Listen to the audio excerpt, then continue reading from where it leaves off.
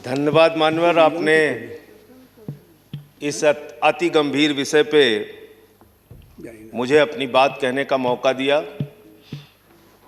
मान्यवर, मैं महामहिम राष्ट्रपति जी के अभिभाषण के विरोध में अपनी बात कहने के लिए खड़ा हुआ हूं और मैं दुष्यंत कुमार की चंद पंक्तियों से अपनी बात शुरू करना चाहता हूं कि हो गई है पीर पर्वत सी पिघलनी चाहिए, हो गई है पीर पर्वत सी पिघलनी चाहिए, इस हिमालय से कोई गंगा निकलनी चाहिए और सिर्फ हंगामा खड़ा करना मेरा मकसद नहीं, मेरी कोशिश है कि ये सूरत बदलनी चाहिए। आज मुल्क में जो हालात है किसान के मान्यवर, आज क्या हालत कर दी गई इस देश में। पिछले 76 दिनों से किसान आंदोलन पर है, उनके ऊपर लाठियां चलाई गई, आंसू गैस के गोले छोड़े गए, बूढ़े किसानों की आंखें फोड़ दी गई, कड़कती ठंड में पानी की बौछारें की गई, उनको आतंकवादी कहा गया, उनको गद्दार कहा गया, उनको खालिस्तानी कहा गया मान्यवर, उनको अपमानित किया गया। यहां तक कि भारतीय जनता पार्टी के एक विधायक ने कहा ये किसान नहीं आतंकवादी हैं, इनको शूट कर देना चाहिए और अगर दिल्ली पुलिस नहीं कर पाती तो मैं इनको जूतों से मारूंगा, जूतों से मारूंगा। ये भाजपा के लोग कह रहे हैं मान्यवर।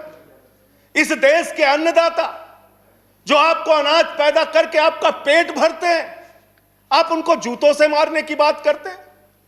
11 दौर की आप वार्ता कर चुके, सारी की सारी वार्ता फेल। आप कहते हैं मैं एक फोन कॉल की दूरी पर हूं।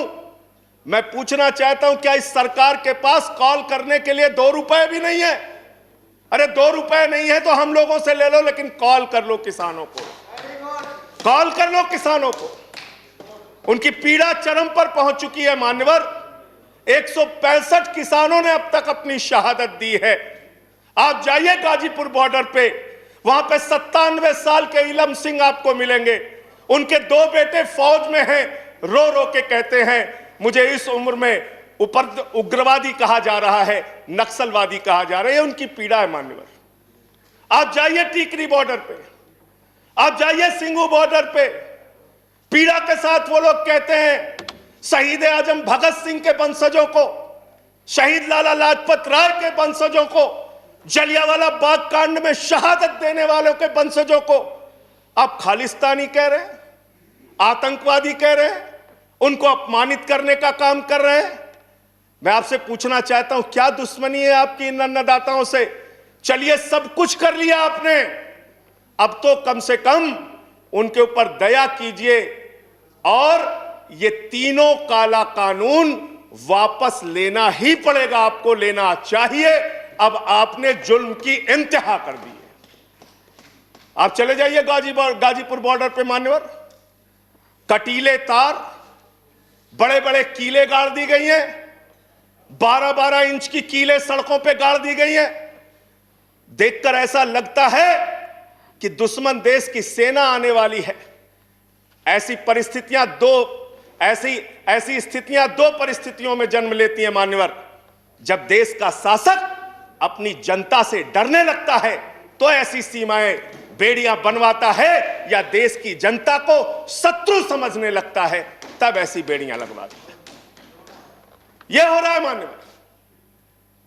आज इनके जुर्म के कारण हिंदुस्तान के महान किसान नेता बाबा महेंद्र सिंह टिकैत के बेटे राकेश टिकैत को रोना पड़ा और यह कहना पड़ा कि भाजपा के लोग घेर कर हमें लाठियों से पीटना चाहते हैं। यह आप करा रहे हैं, यह आप करा रहे हैं।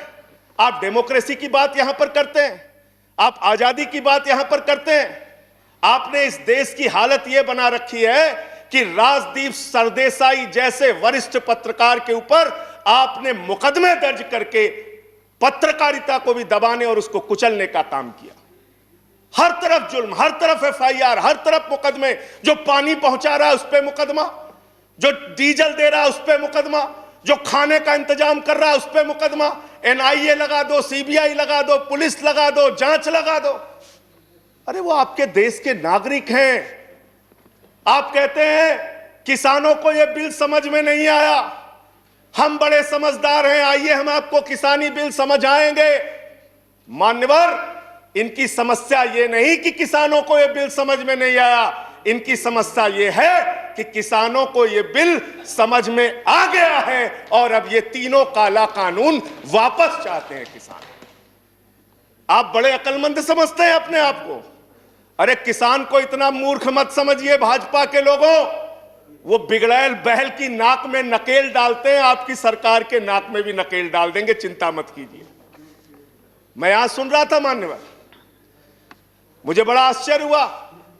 सारी की सारी भारतीय जनता पार्टी की सांसद जितने भी नेता बोल रहे थे, कह रहे हैं कांग्रेस पार्टी ने 2019 के घोषणा पत्र में इसको लिखा था। यह बिल तो कांग्रेस पास करना चाहती थी। जीएसटी की बात करो, यह बिल तो कांग्रेस करना चाहती थी, हम इसलिए इसको कर रहे हैं।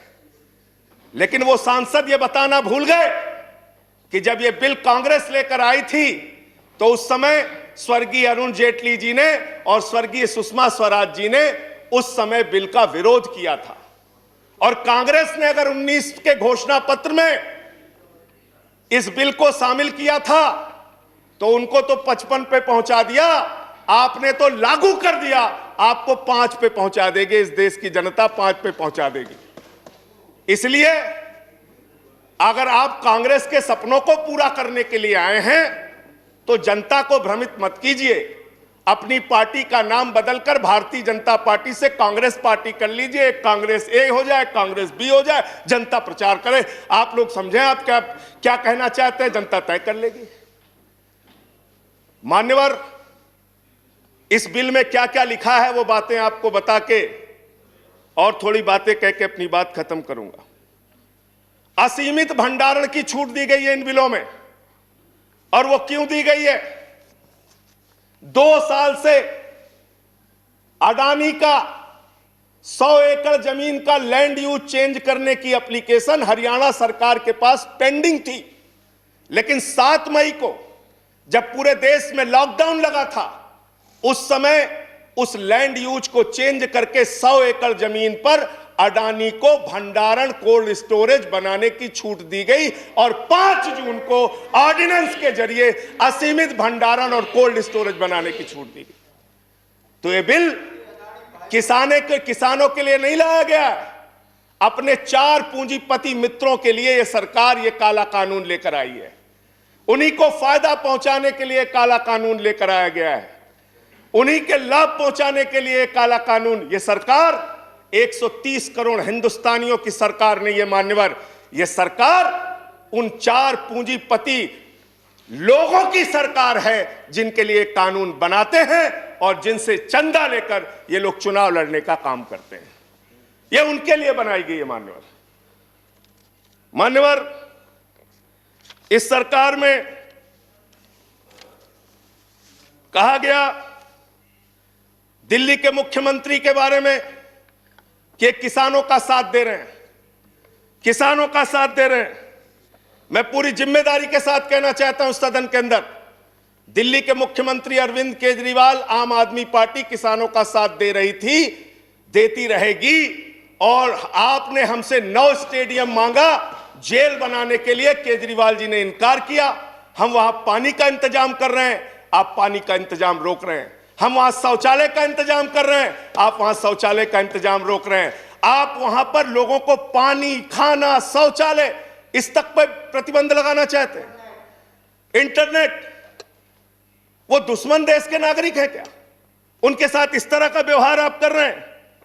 एक माहौल बनाया गया 26 जनवरी को, लाल किले पे हमला, लाल किले पे हमला। 7 रूट पे किसान ट्रैक्टर रैली लेके निकला मान्यवर, तिरंगा रैली लेके निकला, और 7 रूट पर कहीं किसान ने कोई उपद्रव नहीं किया, कोई हिंसा नहीं की।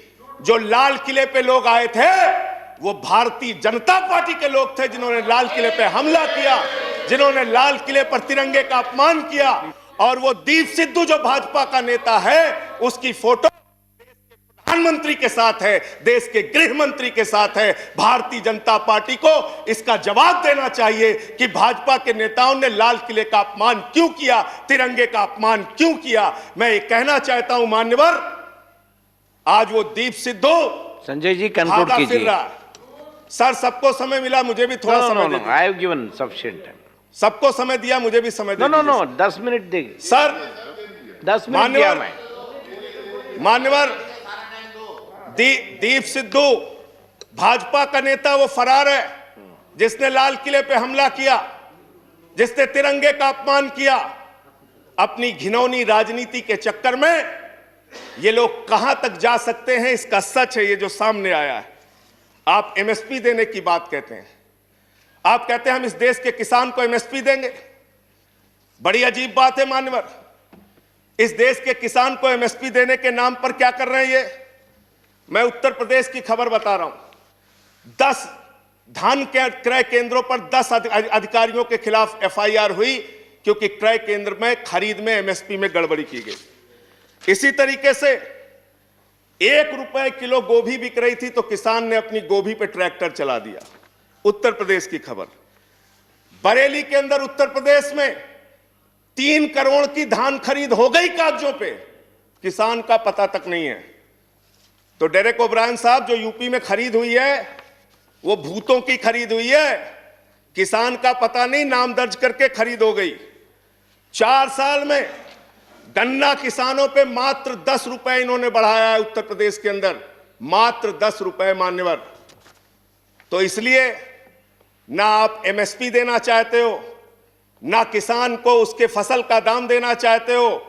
असीमित भंडारण की छूट देकर आपने पूंजीपति मित्रों को यह सुविधा दे दी कि सस्ते में किसान से अनाज खरीदेंगे, सस्ते में किसान से फल खरीदेंगे, सस्ते में किसान से सब्जियां खरीदेंगे, उसका बड़े बड़े स्टोरेज में भंडारण करेंगे, जमाखोरी करेंगे, और जब बाजार में फल सब्जियों की कमी हो जाएगी, अनाज की कमी हो जाएगी, तो महंगे दामों में जनता को बेचेंगे। यानी आपने महंगाई को, जमाखोरी को, कालाबाजारी को इस बिल के माध्यम से लीगलाइज करने का, वैधता प्रदान करने का काम किया है। इस देश में महंगाई बढ़ाने का काम किया है, उसका रास्ता आपने खोला है। इसलिए भी ये बिल तीनों का तीनों काला बिल वापस लिया जाना चाहिए। Thank you.